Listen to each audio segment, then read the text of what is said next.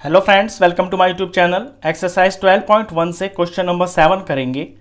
Identify like terms in the following. A और B part के अंदर आपको बहुत सारी टर्म्स दे रखी हैं। इनमें जो लाइक टर्म्स हैं उनको आपको अलग अलग करके लिखना है। अब लाइक टर्म्स होती हैं वो टर्म्स जिनके पीछे के वेरिएबल्स सेम होते हैं और पावर्स में भी सेम होते हैं, यानी पीछे पीछे का जो पार्ट होता है नंबर को छोड़ के वो एग्जैक्टली सेम होना चाहिए। चलिए ए पार्ट से शुरू करते हैं। यहाँ पे पहली टर्म है माइनस एक्स वाई स्क्वायर, तो इसे मैं ऐसे लिख लेता हूँ माइनस एक्स वाई स्क्वायर। अब जो एक्स वाई स्क्वायर की टर्म होगी वो इसके साथ लिखी जाएगी, यानी इसके साथ इसका पेयर बनेगा। ये हो गई है। अगली देखते हैं minus four y x square. अब इसके पीछे वाई एक्स स्क्वायर है, यानी एक्स स्क्वायर है और वाई है, तो ये एक अलग ही टर्म हो गई है, ये इससे अलग है। यहाँ पे एक्स स्क्वायर है, सॉरी यहाँ एक्स है, वाई स्क्वायर है, यहाँ पे एक्स स्क्वायर है और वाई है, तो ये एक अलग टर्म हो गई है। अगले पे चलते हैं 8x स्क्वायर। अब पीछे सिर्फ एक्स स्क्वायर है तो ये एक अलग ही टर्म हो गई है, तो इसका हम अलग लिखेंगे।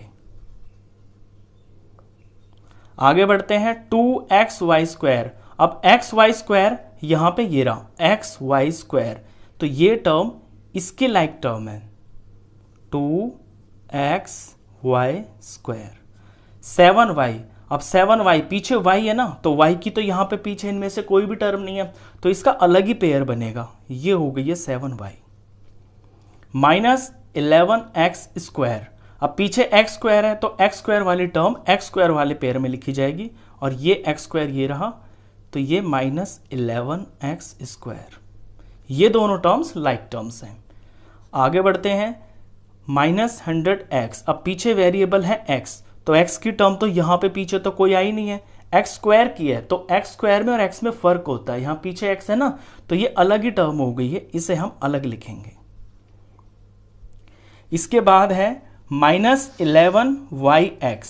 अब y(x) की ऊपर देखिए कोई भी टर्म नहीं है इसके साथ में, y अकेला x अकेला, तो ये अलग ही टर्म हो गई है, इसे हम अलग लिखेंगे।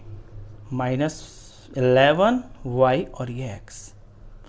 आगे बढ़ते हैं 20x स्क्वायर y। अब x स्क्वायर y यहां पीछे आया था, ये रहा x स्क्वायर y, ये टर्म x स्क्वायर y इसकी लाइक टर्म है। ये दोनों आपस में लाइक टर्म्स है क्योंकि इनके पीछे के वेरिएबल सेम है और उनकी पावर्स भी सेम है। नेक्स्ट है माइनस 6x स्क्वायर। अब ये x स्क्वायर की टर्म है तो ये x स्क्वायर में लिखी जाएगी इनके साथ में, माइनस 6x स्क्वायर। y सिर्फ y, तो जिसमें सिर्फ y है ये उस टर्म का लाइक टर्म है, ये 7y और ये y। 2xy। अब 2xy है, x अकेला y अकेला, यहां पे देखिए माइनस 11y(x) में, यहां yx लिखा है, यहां xy लिखा है, ये प्रोडक्ट में होते हैं, आगे पीछे होने से कोई फर्क नहीं पड़ता, इनकी पावर सेम है, तो हम xy लिखें या yx लिखें ये लाइक टर्म ही मानी जाएगी, ये इसके साथ लिखी जाएगी। लास्ट है 3x, तो ये x की टर्म है, ये x के साथ में लिखी जाएगी यहां पे 3x। तो इसमें से छांट के इस तरह से आपको ये लाइक टर्म्स एक साथ करनी है, तो ये मैंने साथ साथ कर दिए हैं। ये था ए पार्ट। अब इसका बी पार्ट करते हैं।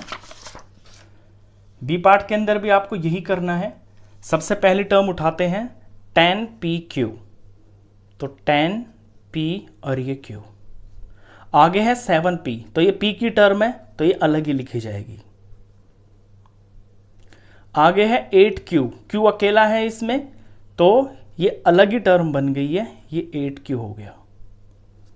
इससे नेक्स्ट है p स्क्वायर q स्क्वायर, तो p स्क्वायर q स्क्वायर यहां तो ऊपर तो कोई है नहीं, तो इसकी अलग ही टर्म होगी, minus p square q square. Minus 7qp। अब qp लिखा हुआ है यहां पे और यहां पहली टर्म pq है। अब qp लिखें या pq लिखें, बात तो एक ही है ना, वेरिएबल सेम है और इनकी पावर भी सेम है, तो ये इसकी लाइक टर्म हो गई है। ये दोनों लाइक टर्म्स हैं। माइनस 100q, ये q की टर्म है तो q वाले के साथ ये लाइक टर्म होगी, तो 8q के पेयर में ये लिखी जाएगी यहां पे इसके साथ में।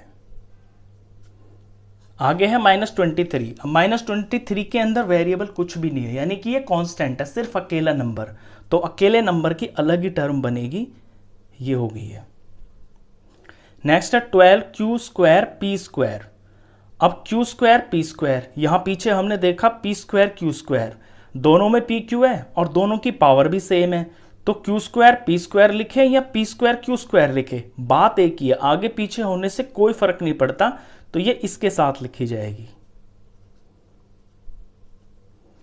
नेक्स्ट है -5p², ये p² की टर्म है, तो ये p² में लिखी जाएगी, तो ऊपर तो कहीं p² की टर्म अभी तक बनी नहीं है, तो ये अलग ही लिखी जाएगी। नेक्स्ट है 41, ये अकेला नंबर है, कांस्टेंट है, अकेले नंबर के साथ लिखा जाएगा। नेक्स्ट है 2405p, पीछे p है तो ये p की टर्म है, जहां p की टर्म होगी ये उसके साथ लिखी जाएगी। ये 7p है, हमने पीछे देखा, तो ये इसके साथ लिखी जाएगी।